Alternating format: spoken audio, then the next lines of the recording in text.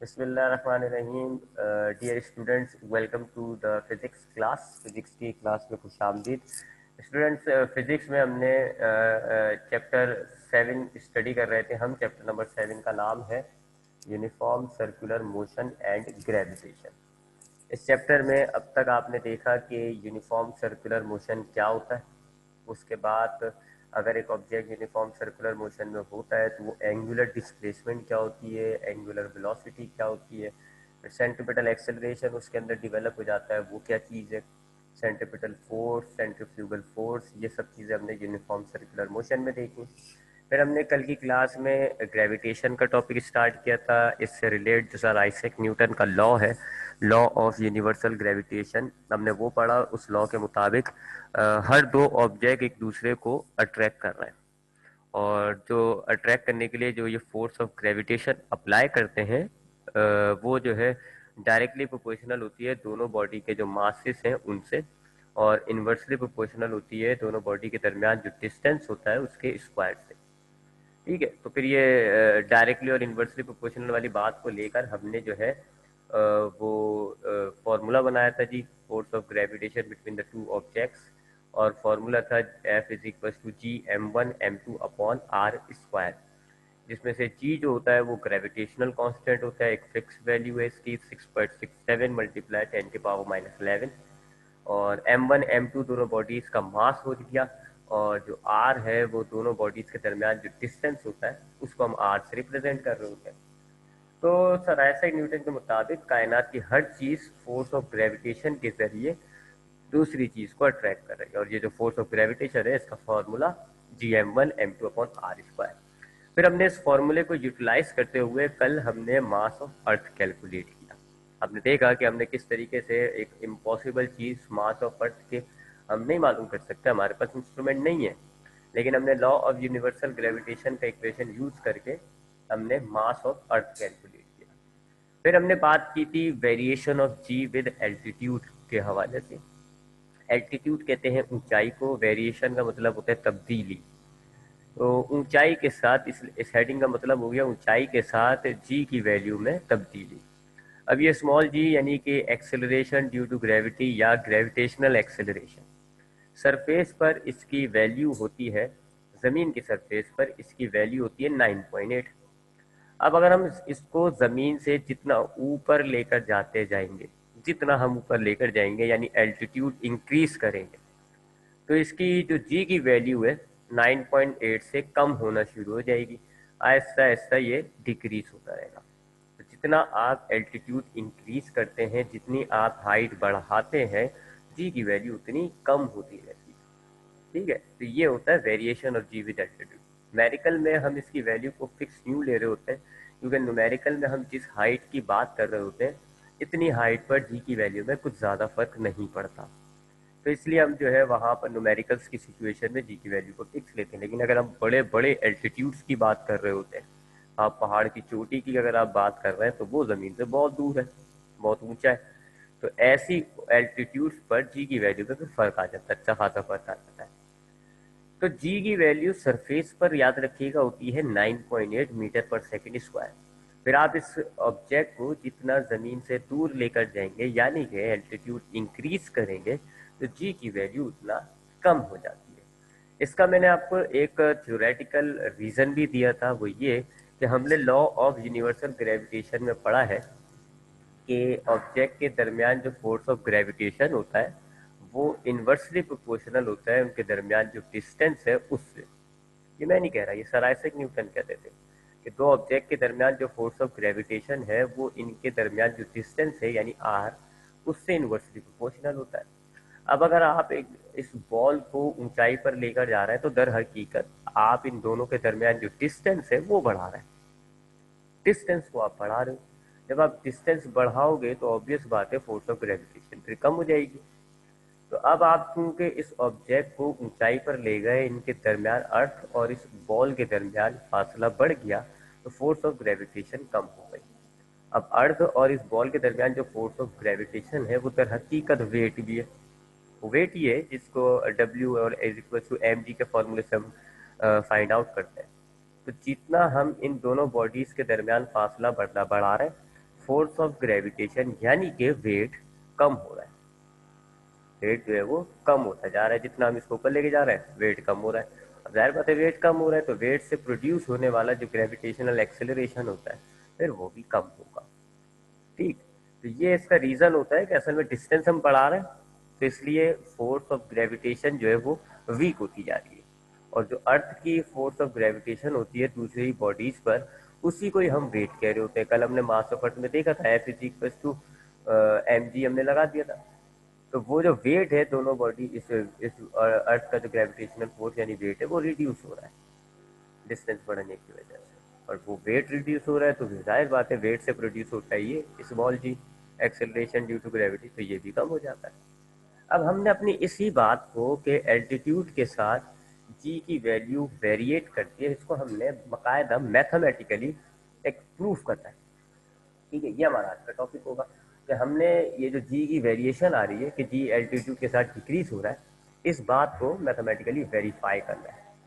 अब उसके लिए हम क्या करते हैं जी, हम दो सिचुएशन लेंगे।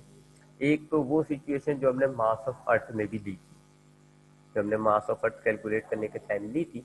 एक तो वो सिचुएशन लेंगे कि हमारे पास अर्थ है और अर्थ की सरफेस पर एक छोटी सी बॉल रखी हुई है।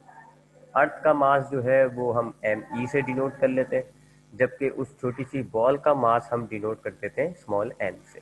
ठीक, तो दो बॉडीज हो गई एक लिहाज से देखा जाए। एक बॉडी हो गई इतनी बड़ी अर्थ, मास है इसका एम ई, और दूसरी जो बॉडी है वो हमारे पास है छोटी सी बॉल जिसका मास है एम। इन दोनों बॉडीज के दरमियान जो डिस्टेंस है वो तकरीबन रेडियस ऑफ अर्थ के बराबर होगा। यानी अर्थ के सेंटर से इस छोटी सी बॉल के सेंटर तक का जो फासला है, जिसको हम डिस्टेंस बिटवीन टू बॉडीज कह रहे होते हैं, वो तकरीबन रेडियस ऑफ अर्थ के बराबर होगा। तो ये छोटी सी जो बॉल है इसका रेडियस हमने हटा दिया। इतना बड़ा रेडियस होता है अर्थ का कि छोटी सी बॉल का रेडियस इग्नोर कर दिया जाता है। तो हमारे पास ये सिचुएशन है कि अर्थ के सरफेस पर एक छोटी सी बॉल रखी हुई है। इस वक्त अर्थ का मास है एम ई, तो छोटी सी बॉल का मास है एम, और इन दोनों बॉडीज के दरमियान जो डिस्टेंस है वो है आर ई यानी रेडियस ऑफ अर्थ। अब सर आइजैक न्यूटन के लॉ ऑफ यूनिवर्सल ग्रेविटेशन के मुताबिक ये दोनों बॉडीज एक दूसरे पर फोर्स ऑफ ग्रेविटेशन अप्लाई करेंगी। और वो फोर्स ऑफ ग्रेविटेशन कितनी होगी जी, ये उसका फॉर्मूला है f is equal to g m1 m2 upon are square. अब इस पर हम वैल्यूज डालते हैं। m1 और m2 होता है दोनों बॉडीज का मास। इस सिचुएशन में पहली बॉडी का मास जो है हमारे पास वो है me मास ऑफ अर्थ, और दूसरी बॉडी का मास ले लिया आप m। जबकि ये जो r होता है ये होता है जी दोनों बॉडीज के दरमियान फासला, और इस सिचुएशन में हमारे पास दोनों बॉडीज के दरमियान फासला है रेडियस ऑफ अर्थ। तो ये वैल्यूज हम डाल देते हैं। देखिए जी m1 की जगह मैंने मास ऑफ अर्थ डाल दिया, m2 की जगह मैंने उस छोटी सी बॉल का मास डाल दिया, और r के बजाय मैंने रेडियस ऑफ अर्थ ले दिया। तो ये जो फोर्स है ये हमारे पास आ गई अर्थ और इस छोटी सी बॉल के दरमियान जो ग्रेविटेशनल फोर्स है according to law of universal gravitation. तो अर्थ और इस छोटी सी बॉल के दरमियान फासला रेडियस ऑफ अर्थ, और इन दोनों बॉडीज के दरमियान जो फोर्स ऑफ ग्रेविटेशन है वो ये हो गई। फिर हम जानते हैं कि ये जो फोर्स ऑफ ग्रेविटेशन है अर्थ की वजह से जो इस छोटी सी बॉल पर लग रही है, दर हकीकत ये तो वेट भी है। ये कल हमने बात की थी इस पे मास ऑफ अर्थ पे, कि ये जो फोर्स ऑफ ग्रेविटेशन है between earth and the ball, इस फोर्स को हम दूसरी जबान में वेट कहते हैं, और वेट का फॉर्मूला होता है एम जी। तो अब इस फोर्स की जगह पर हम ये एम जी डाल दें। इस फोर्स को आप हटाएं और इसकी जगह ये एम जी डाल दें। तब आपके पास इक्वेशन क्या बन गई, m g is equal to capital G M E M upon R E square. अब ये दोनों तरफ से ये स्मॉल एम आप काट दें जी, स्मॉल एम आपने काट दिया। अब आपके पास इक्वेशन बचती है स्मॉल जी यानी acceleration due to gravity is equal to capital G mass of earth divide by radius of earth का स्क्वायर। ये है जी की वैल्यू मालूम करने का एक छोटा सा फॉर्मूला। कहाँ पर जी की वैल्यू, अगर आपका बॉल सरफेस पर पड़ा हो, अगर आपकी बॉल अर्थ की सरफेस पर मौजूद है तो जी की वैल्यू कितनी होगी जी, ये फॉर्मूला हो गया उसका, कैपिटल जी मास ऑफ अर्थ से मल्टीप्लाई करें डिवाइड कर दें रेडियस ऑफ अर्थ के स्क्वायर से।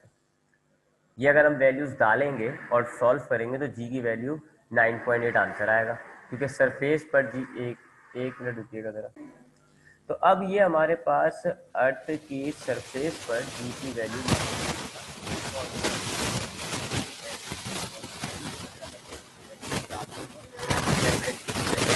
मास ऑफ अर्थ की भी वैल्यू हमें पता होती है, रेडियस ऑफ अर्थ की भी वैल्यू हमें नोन है। तो अगर मैं ये वैल्यूज डाल दूँ तो हमारे पास आंसर आएगा 9.8, क्योंकि हम सरफेस पर बात कर रहे हैं और सरफेस पर पहले ये हमने सरफेस पर जो हमारी सरफेस पर रखी हुई है, तो इधर एक्सेलरेशन ड्यू टू ग्रेविटी की क्या वैल्यू होगी उसका हमने एक फॉर्मूला बना लिया। अब हम जरा सिचुएशन थोड़ी सी चेंज करते हैं और अब हम इस बॉल को, ये जो छोटी सी बॉल है हमारे पास, इसको हम थोड़ा ऊंचाई पर ले जाते हैं, एक एल्टीट्यूड पे ले जाते हैं। और अब ये आपके पास ये दोनों बॉडीज के मास आ गए और अब आपके पास दोनों बॉडीज के दरमियान देखें डिस्टेंस कितना हो गया, आर ई प्लस एच। जब आपका बॉल सरफेस पे रखा हुआ था तो दोनों बॉडीज के दरमियान डिस्टेंस है आर ई। अब चूंकि आपने सरफेस से आपने इस ऑब्जेक्ट को एच डिस्टेंस पर ले जाए, तो अब आपके पास दोनों बॉडीज के दरमियान कितना डिस्टेंस हो गया, यहाँ से सरफेस तक का आर ई और सरफेस से इस पॉइंट तक का एच, तो आर ई प्लस एच। ठीक है जी। तो अब आपके पास दोनों बॉडीज का मास तो अब सेम है। आप समझ लें इसको, आपने किसी पहाड़ की चोटी पर ले जाकर के छोटी सी बॉल को रख दिया, तो अब आपके पास अभी भी दोनों बॉडीज का मास सेम है। अभी भी आपके पास अर्थ का मास है एम ई और उस छोटी सी बॉल का मास है एम। बस फर्क कहाँ पर आ रहा है, डिस्टेंस बढ़ गया।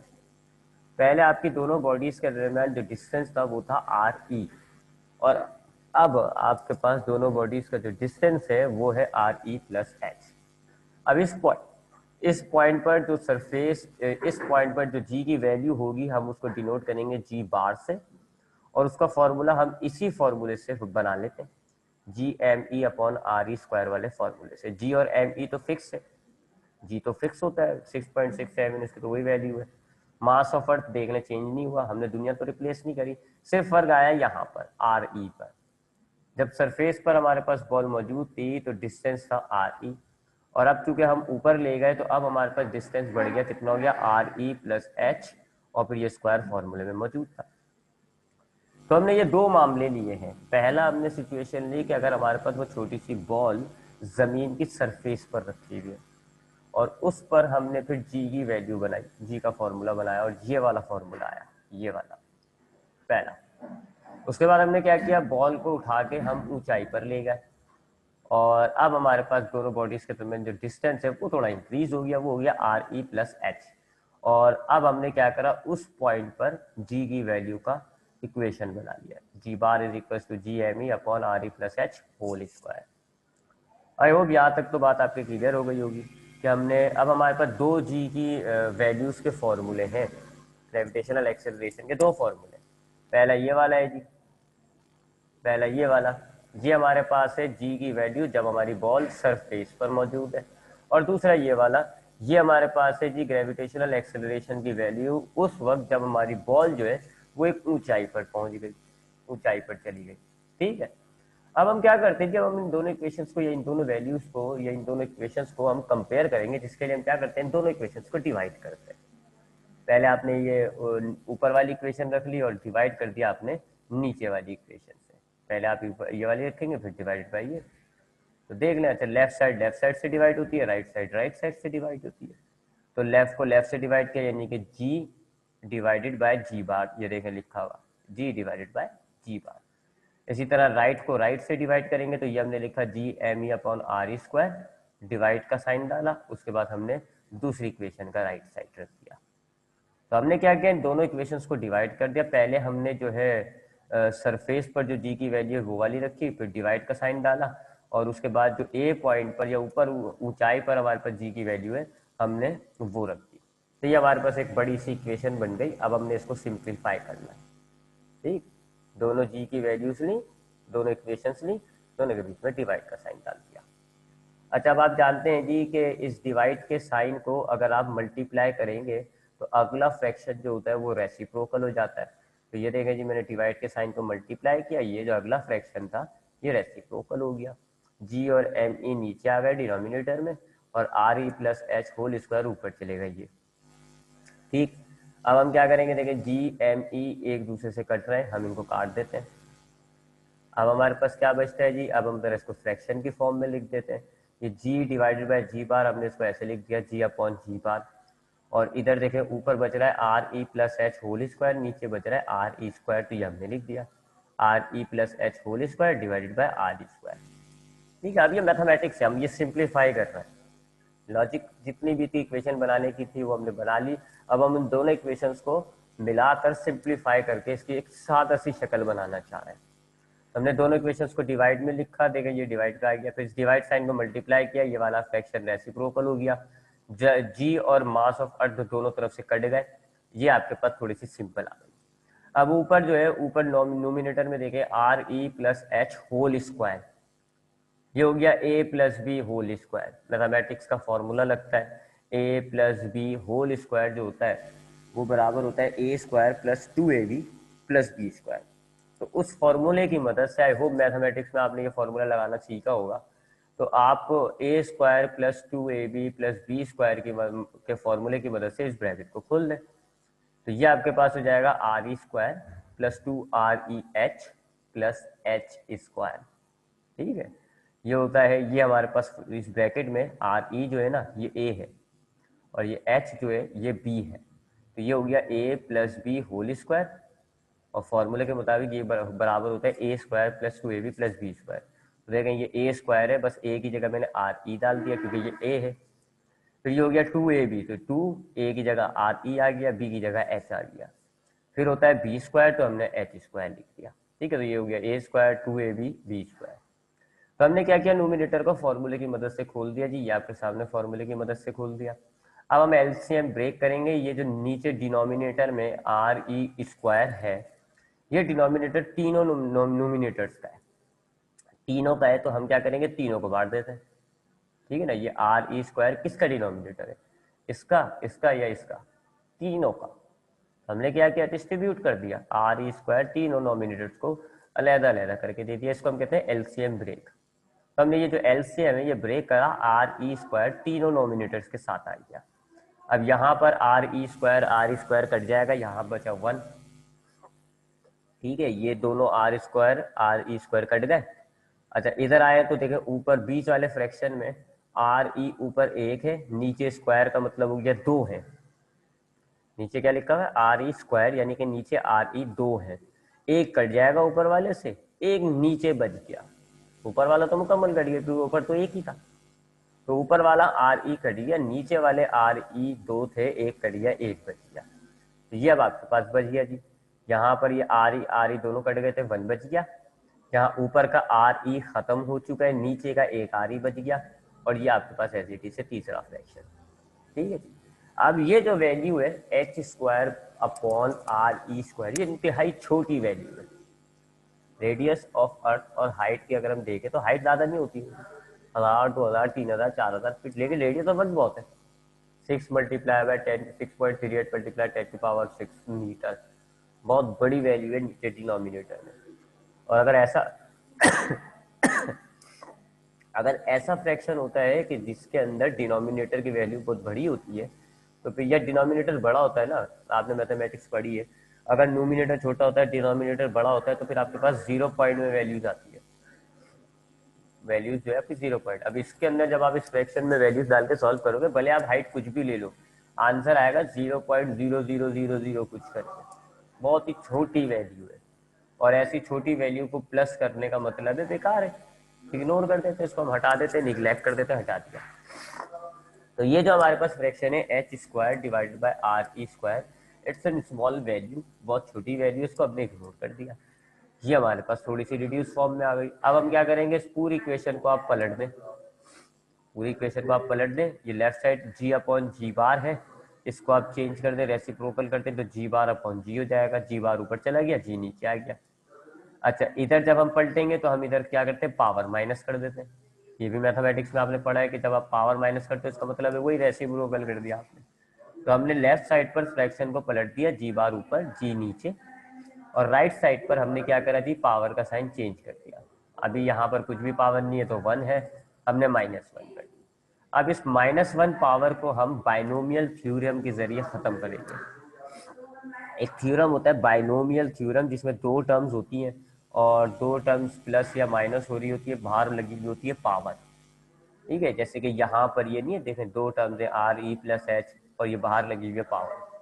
तो इन ऐसी टर्म्स को, दो दो टर्म्स वाले सवालात हों जिनके ऊपर पावर लगी हुई होती है, उनको रिजॉल्व किया जाता है बायनोमियल थ्योरम से। अब ये बायनोमियल थ्योरम मैं अभी आपको तो नहीं समझा पाऊंगा क्योंकि लंबी चीज़ है, मैथमेटिक्स है, फर्स्ट ईयर सेकेंड ईयर में आप पढ़ते हो और अब तो हमारी इक्वेशन खत्म हो रही है, तो बस इससे बस बायनोमियल थ्योरम को यूज़ कर रहा है। अब कैसे यूज़ करते हैं उसको अभी आप फिलहाल जो है किसी दिन मुझे मौका मिलेगा तो बता दूंगा, क्योंकि वो खुद एक लंबी सी क्लास है। लेकिन हमारे पास यहाँ बायनोमियल थ्योरम एक्सप्लेन करने के लिए ना सिलेबस में है, ना हमें करना चाहिए, फायदेमंद नहीं है इसको एक्सप्लेन करना। तो हम क्या करते हैं जी, बायनोमियल थ्योरम को इस्तेमाल करेंगे, ये माइनस पावर जो है खत्म हो जाएगी और ये जो दोनों टर्म्स के दरमियान प्लस साइन है ये माइनस हो जाएगा। ये बायनोमियल थ्योरम का डायरेक्ट हमने नतीजा निकाल लिया। कितने दिन टाइम मिला तो मैं बता दूंगा आपको, एक्सप्लेन कर दूंगा बायनोमियल थ्योरम किस तरह अप्लाई किया जाता है।